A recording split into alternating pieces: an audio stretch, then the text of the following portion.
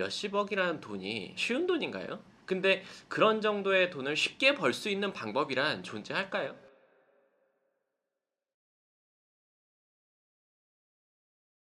반갑습니다. 황소장입니다. 오늘은 강남 지금 빌딩 시장에 함정 매물이 저는 많이 있다고 느끼거든요. 그래서 그거에 대한 얘기를 좀 해보려고 합니다.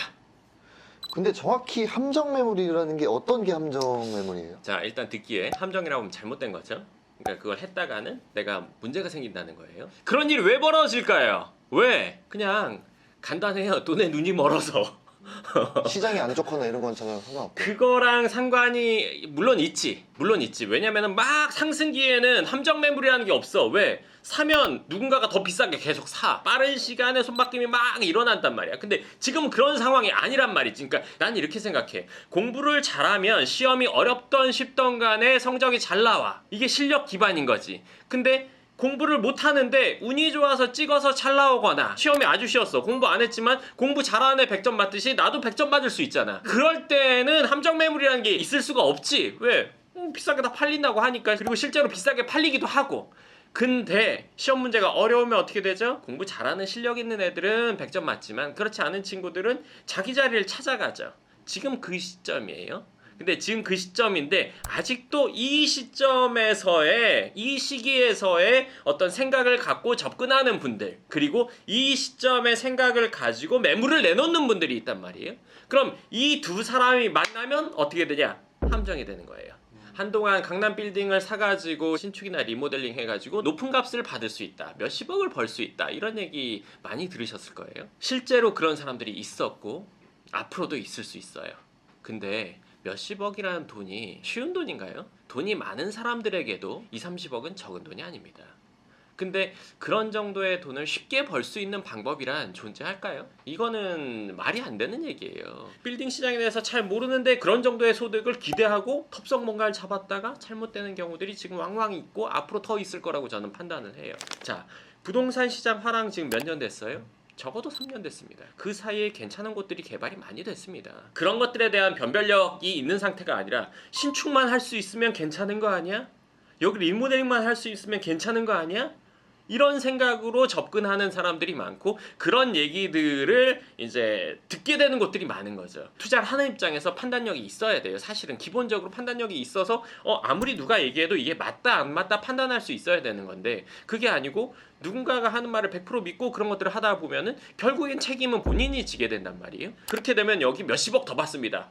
기분 좋아요. 왜? 받을 거 생각하니까. 내가 지금까지 10년, 20년을 모은 돈을 2년 안에 벌 수 있대. 기분이 좋을 수밖에 없죠. 그 결과대로 안 나왔어요. 그거 누가 책임져요? 아무도 책임져 주지 않습니다. 근처에 있는 거 반드시 임대 시세 확인해 봐야 돼요. 매매가 확인해 봐야 돼요. 내가 하려고 하는 그 건물의 위치가 좋은지 안 좋은지, 리모델링이나 신축을 했을 때 실제 그 정도 임대료를 받을 수 있을지 없을지가 아주 중요한데 그런 것들을 생각하지 않는단 말이에요. 그랬을 때는 뭐 이건 정해진 수순이에요. 본인이 그 결과에 대해서 100% 책임지게 됩니다. 마이너스 100% 납니다. 그거는.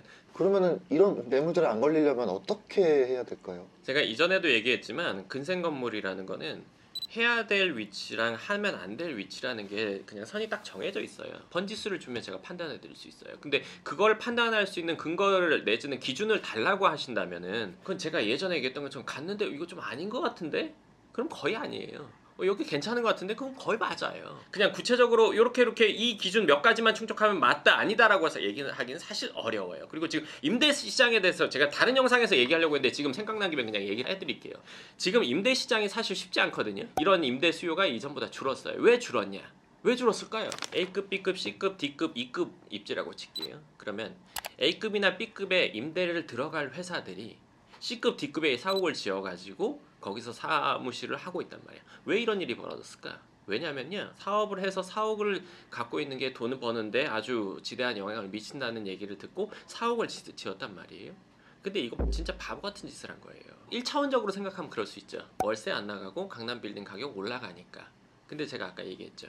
근생 건물에 될 위치라는 게 있단 말이에요. C급, D급은 그걸 넘어갔다는 얘기예요. 그걸 넘어가서 왜 거길 들어갔냐? 그 위치에 임대로 사무실 쓸래 하면 절대 안 들어갈 위치예요. 근데 내 거니까 하고 들어갔어요. 내 거니까 하고 들어갔는데 나중에 사업이 안 되거나 잘 되거나 유지되거나 그러면 이 사람들이 거기서 나오게 되겠죠. 이 건물 쓸모 없어집니다. 여기 임대로 들어가고 싶어 하는 사람 없을 거예요. 여기 임대 수요가 없어버리면 빈 건물로 있는데 그걸 누가 사요? 본인들이 생각한 그 금액을 주고 이 안에 들어갈 사람은 없습니다. 결국에는 이 안에서 사업을 영위하기가 불편해요. C급, D급이라는 게 뭐예요? 위치가 안 좋다는 거는 거기에서 왔다 갔다가 불편하단 말이에요. 기본적으로 왔다 갔다 불편하고 주차 불편하고 예를 들면 주변에 뭐가 없고 하면 여기서 불편하단 말이에요. 그리고 이 분들이 지금 안쪽으로 들어가서 사옥을 지어서 들어갔기 때문에 이 앞쪽의 임대 상황이 지금 예전보다 그렇게 수요가 많지가 않아요. 근데 아까 말한 미끼 매물이라는 건 C급, D급에 있어요. 거의 다.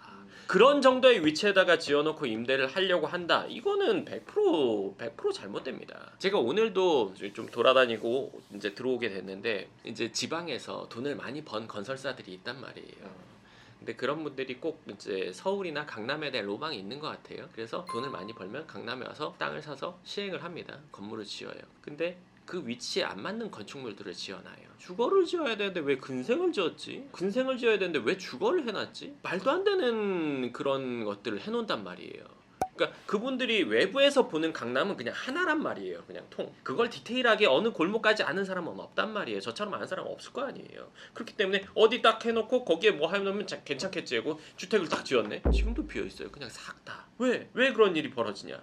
거기가 위치가 안 좋냐? 위치가 괜찮아요. 근데 엉뚱한 걸 해놓은 거예요. 적어도 크기라든지 아니면 거기에 맞지 않는 용도라든지 이런 것들 해놓는단 말이에요. 처음에는 장밋빛 미래만 생각했겠죠. 여기 이렇게 하면 돈 많이 벌 거다. 그럼 장밋빛이 지금 무슨 빛이 됐어요? 흑빛이 됐겠죠. 지금은 깨달았겠죠.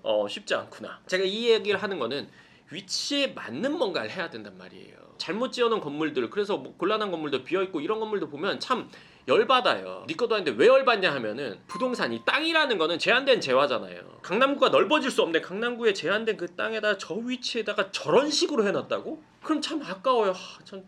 참 진짜 아깝다. 저 땅을 저렇게 활용을 해놔서 저거. 근데 작은 것도 마찬가지예요. 거기에 맞는 뭔가를 해야 되고 안 맞는 거는 안 건드리는 게 맞단 말이에요. 그리고 생각해보세요. 리모델링 하려고 건물을 사서 세입자 명도 다 해놓고 내지는 신축하려고 세입자 명도 다 해놓고 철거 다 끝내놓고 건축허까지 다 받아놓고 내지는 지하 공사만 해놓고 이제 좀 어느 정도만 진행하면 되는 거 이런 것들 싸게 왜 나올까요? 뭔가 좀 거래가 안 될 것 같아서? 그 부지 그 건물의 주체자들이 해보다 보니까 이미 노답이라고 판단 쓴 거예요. 근데 그런 것들을 싸게 산다고 해서 내가 득이 될까? 그런 매물들이 저는 함정 매물 중에 또 하나라고 생각을 합니다. 그렇기 때문에 그게 진짜 싼 건지 내가 이걸 실제로 끝까지 다 했을 때 그만한 효용 가치가 있는지 체크해 봐야 돼요. 그냥 변별력 없이 그냥 내가 얼마를 벌기 위해서니까 그냥 이거 해보자. 그리고 그냥 그렇게 될 것이다 했을 때는 저는 참 그게 함정 매물에 딱 걸리는 상황이 올 것이라고 생각을 합니다. 그렇기 때문에 지금 상황에 강남에 건물을 산다면 냉정한 기준을 가지고 접근해야 되는 거지. 누가 얼마 이렇게 됐다니까, 누가 얼마라고 하니까 그런 걸 기준으로 했다가는 저는 오래 못 간다고 봅니다. 자, 생각해보세요. 제가 이런 얘기를 왜 하겠어요? 그 땅 잘못해놓으면 저는 보고 짜증날 것 같아요. 아우, 저기다 왜 저렇게 저걸 왜? 제가 강남에 수십 년을 넘게 있으면서 참 그런 사례를 앞으로도 계속 봐야 된다는 게 참 안타깝습니다. 돈이 지금보다 한 1,100만 많았으면 그런 일이 없게 제가 다 살 텐데. 네, 좋습니다. 그럼 오늘 내용은 여기까지 하도록 하고요. 다음 영상에서 또 뵙도록 하겠습니다. 감사합니다.